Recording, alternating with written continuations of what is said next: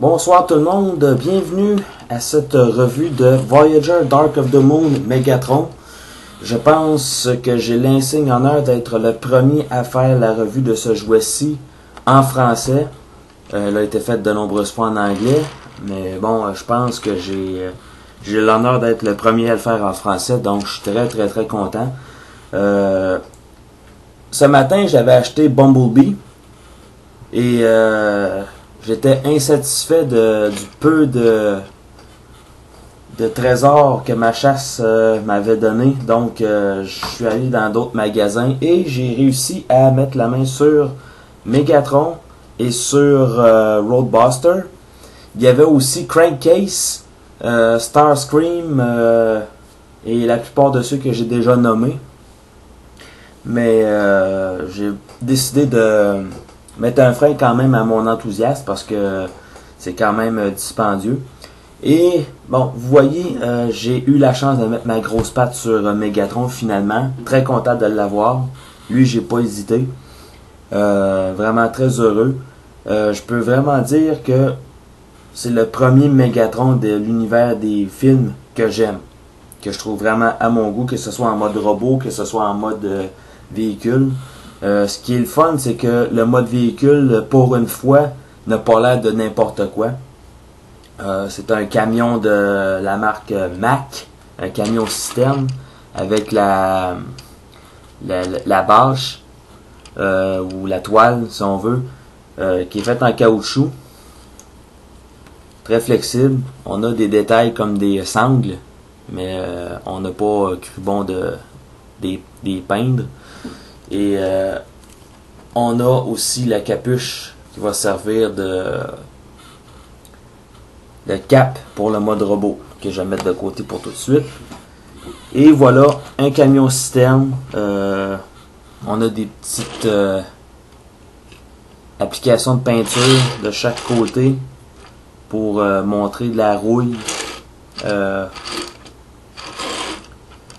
Ensuite, bon, les détails, c'est un camion citerne. Malheureusement, on peut pas faire comme avec les autres camions. Ça, c'est rattaché à ça parce que ça ici, ça fait des jambes. Donc, on peut pas vraiment faire grand chose avec le mode camion. Mais c'est quand même un mode vraiment qui est très pas attirant, mais satisfaisant pour Megatron. Finalement, Optimus a un peu de compétition pour la route. On a des détails ici. Et sur les dessus, si on regarde, on a ici des espèces de câbles qui ont été peinturés. Donc c'est vraiment plaisant. Ce que j'aurais aimé par contre, c'est que les cheminées aient pu être peintes en gris argenté. Ça aurait été plaisant. Mais bon, étant donné que c'est un camion, c'est supposé d'être un vieux camion, j'imagine que c'est pour ça qu'on a laissé ça comme ça. C'est un Voyager, mais un petit Voyager, je devrais dire. Si je compare avec Bumblebee, qui est un Deluxe, ça c'est vraiment, là, c'est le Bumblebee Dark of the Moon.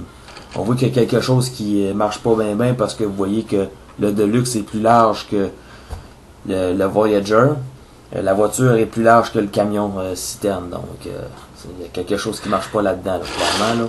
Et puis, si je les mets côte à côte pour la longueur, eh bien, lui, il dépasse un peu, mais à cause de la remorque. Si on met juste le camion est plus petit que...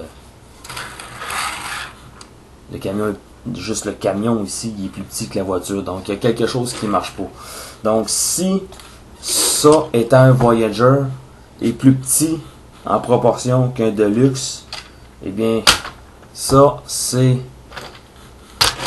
le Voyager de Optimus Prime version film 2007, qui a été repeint en 2009 pour le Defender Optimus Prime.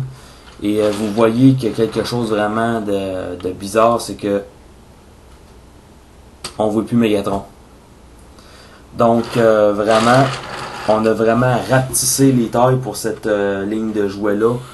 C'est la grosse déception, à part les MechTech quand même. Mais c'est la grosse déception. Les Voyager sont tout petits, donc j'ai un peu peur pour Shockwave. Si Megatron est petit comme ça, Shockwave, attendez-vous à ce qu'il soit rapetissé aussi. C'est pas encourageant pour le niveau des tailles, mais bon. Là, j'ai pris celui-ci en Voyager.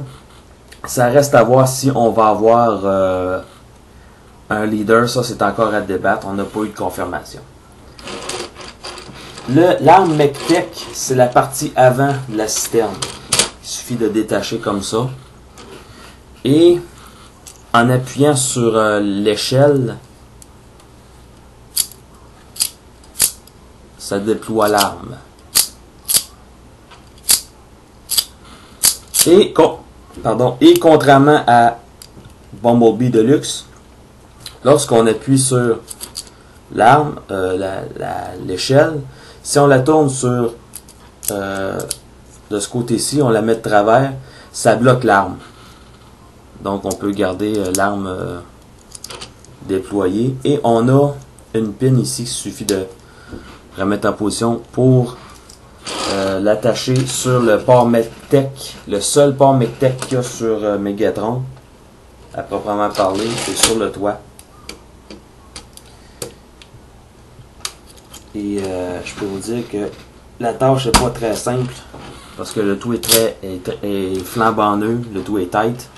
Donc, et on a un port MechTech sur le dessus.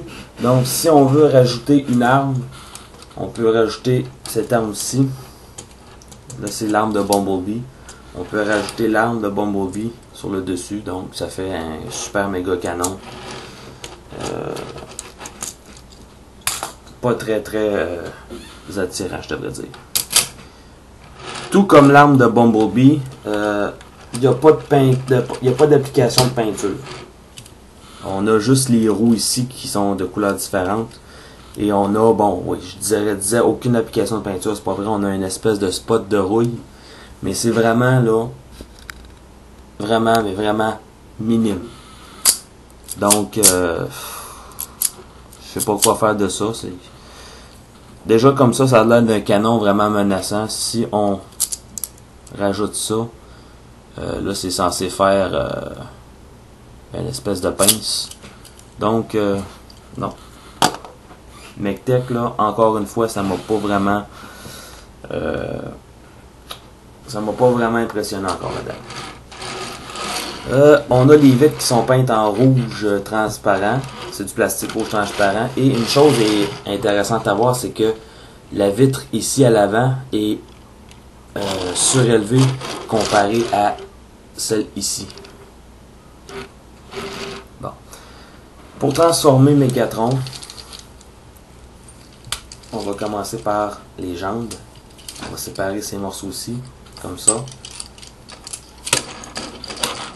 Et comme ça.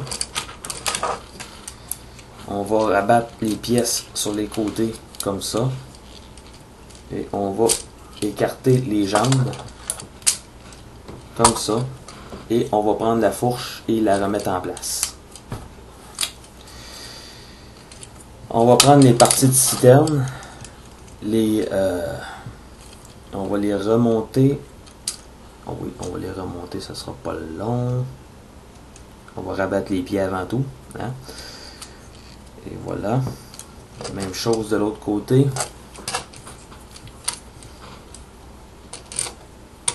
Et on va comme ça. Pour tout de suite, on va les laisser comme ça. C'est pas originalement, c'est pas comme ça que ça va, mais pour tout de suite, on va laisser faire comme ça. On va tourner les jambes comme ça.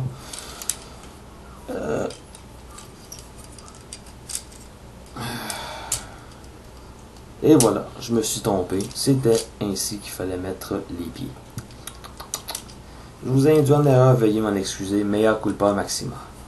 Donc, pour mieux voir, on prend cette partie ici, comme ça, et on ramène le pied comme ça. Et à l'intérieur, on a qu'à remonter la pièce et la clipper à sa place, comme il faut. Donc, les jambes sont faites. Ça va très bien. Hein? Ensuite, on va détacher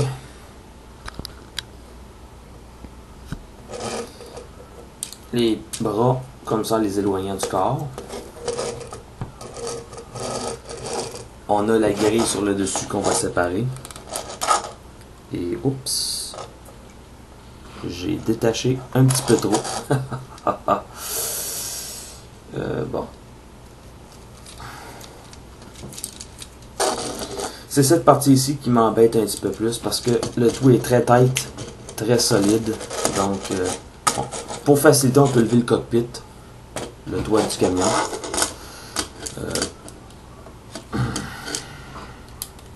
Bon, voilà.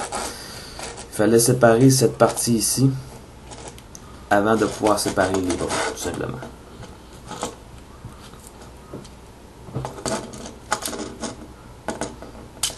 Et voilà. En tout cas, vous pouvez pas vous plaindre. On peut pas. Une chose qui est ça, c'est qu'on peut pas se plaindre de la solidité de Megatron parce que le tout est très solide. Ça, je peux vous le dire. Ensuite, on va prendre cette pièce-ci. C'est cette pièce-ci, pardon. On va la faire pivoter vers le bas comme ça. Ça va faire ressortir la tête un peu. On peut replacer le toit à sa place et rabattre les cheminées comme ça. Et là, on peut faire la rotation du corps ou du torse comme ça. Megatron est presque fini de transformer. On rabaisse la pièce comme ça. On la renfonce. Et ensuite, on sépare cette partie ici en deux. Comme ça. En les écartant, elle monte automatiquement. Donc, ça reste en angle. Ensuite, pour les bras, on fait pivoter.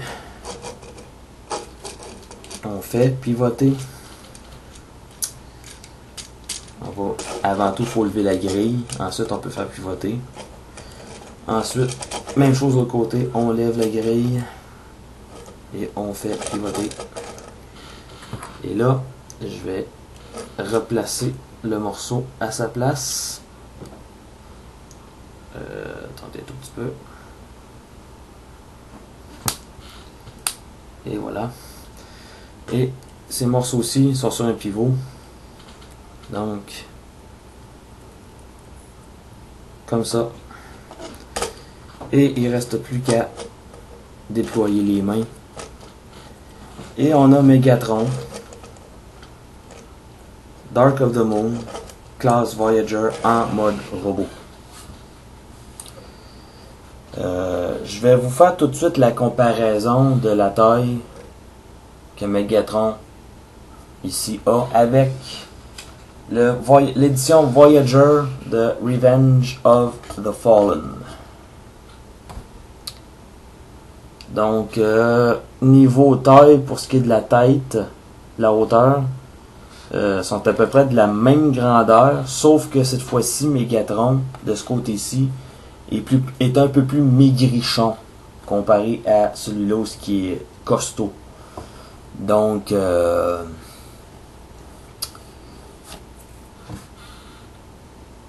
c'est ça.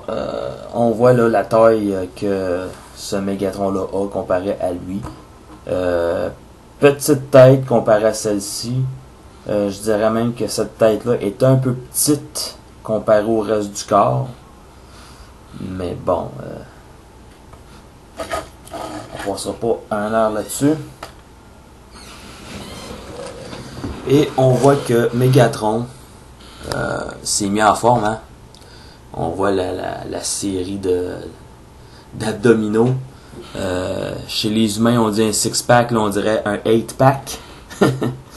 Mais bon, comme je disais, très très maigrichon au niveau du torse. Les bras, même chose. Les jambes sont très grosses.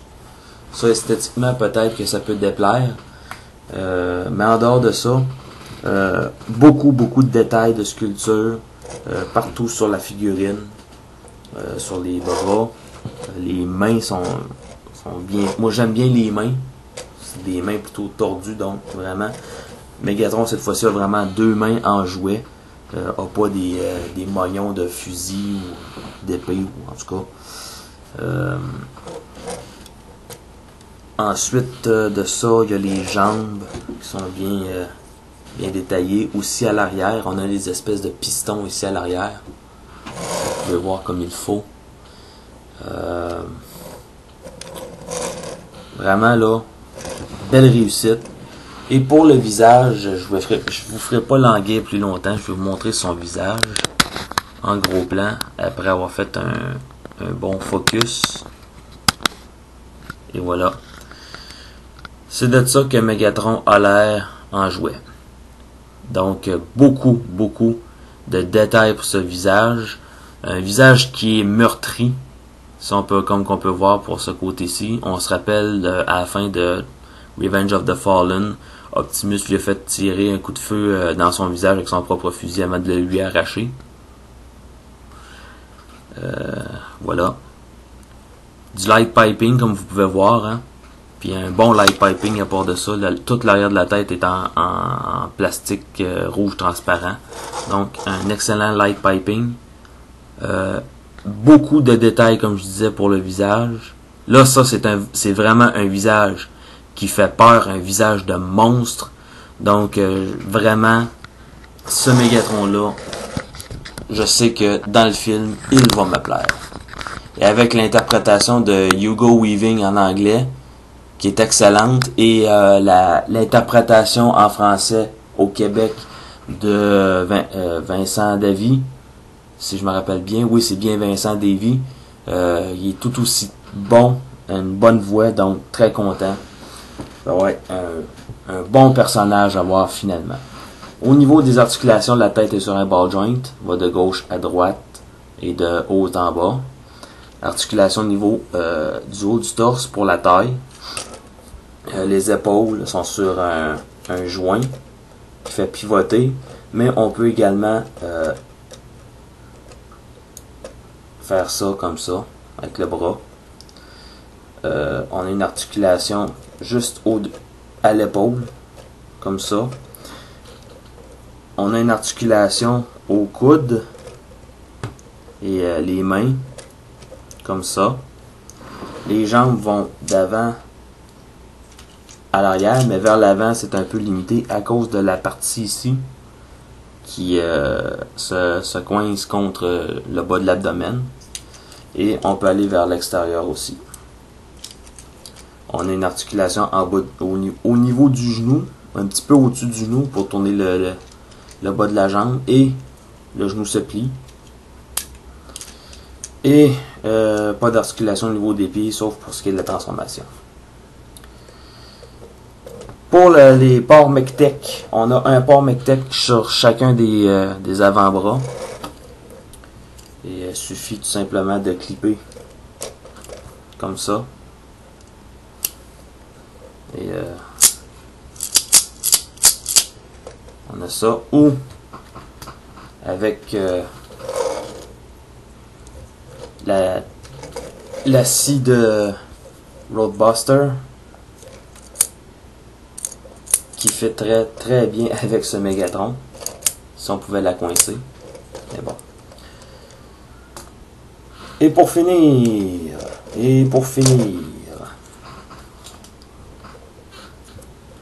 parce que j'ai pas oublié, je tardais à vous montrer ce détail. La cape. On a cette pièce-ci qui va s'insérer dans le trou qu'il y a au bout de mon doigt pour la fixer en place. Et ça se tient comme ça. Ça sera pas long. Étant donné que c'est une pièce flexible, c'est quand même assez laborieux d'insérer cette pièce-là. Surtout que c'est le trou il est un petit peu restreint. Mais ça rentre bien quand même. Ça finit par bien rentrer. Et si on veut, on peut faire sortir une pièce de la grille pour la tenir en place. Et voilà. Megatron a sa cape sur sa tête pour cacher sa laideur au monde. Lui qui est si méchant et qui a mérité de recevoir un coup de laser d'en face. J'aurais bien aimé voir Starscream prendre sa chance et tuer Megatron, mais bon. Et avec l'éclairage, ça cache quand même assez bien le visage. Donc vraiment un excellent jouet, une belle version de Megatron. Je vous la conseille fortement. Si vous avez la chance et vous avez les moyens, n'hésitez pas, achetez-le. Parce qu'il n'y a rien de confirmé pour une version leader. Et si on n'a pas une version leader de ce magnifique jouet-là, eh bien, vous allez le regretter. Et si on a une version leader de ce jouet-là, c'est sûr et certain que si le niveau de qualité est aussi bonne que celui-là, c'est sûr et certain que je vais l'acheter.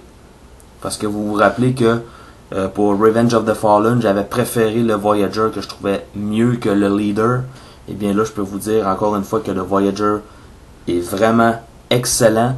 Et si on parvient à nous pondre un leader de ce robot-là, alors chapeau, ça va être une vraie pièce maîtresse de collection.